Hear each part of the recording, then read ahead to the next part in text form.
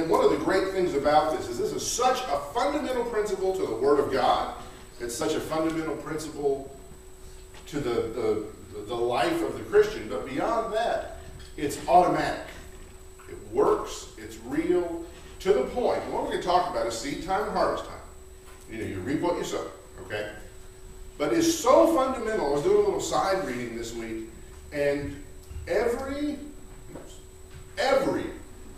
world religion, every major world religion has the teaching of seed time and harvest built into it. That's how automatic this is. It's a principle that's set up in Genesis, okay? From now to the end of the time, this will continue. Seed time and harvest. Things bringing forth fruit after their own kind.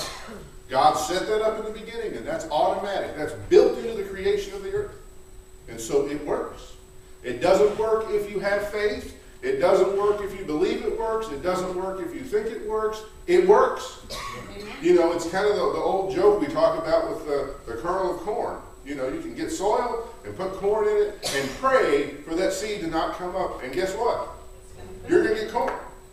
Right? It's a law that God put into place, and it works whether you believe it works or not.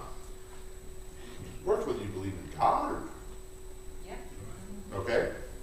To the point that, in the Christian community, we call it seed time and harvest, or reaping and sowing, because that's the language the Bible uses, right? In some of the Eastern religions, it refers to it as karma, right?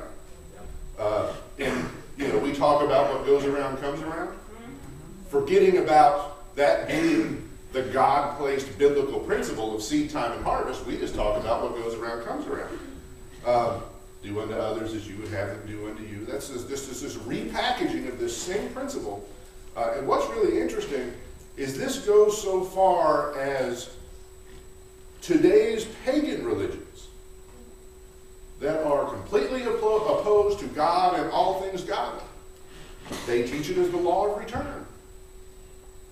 Because it's just real. It doesn't have anything to do with God other than He created it. It's just like the law of gravity, right? You're still stuck to the ground even if you don't believe in God, right? Law of seed time and harvest works the same way. You don't have to believe it's real. It just works. Okay? Now, the biblical examples of seed time and harvest time, and so much of it being based in farming, has to do with the audience that God was speaking to. It was written in a time when, when everybody was living on subsistence farming, and everybody was farming. It was an agrarian society. But what's so interesting is this imagery of seed time and harvest time continues all the way through to the very end of the book. In Revelation 14, we see John the Revelator speaking, and he says,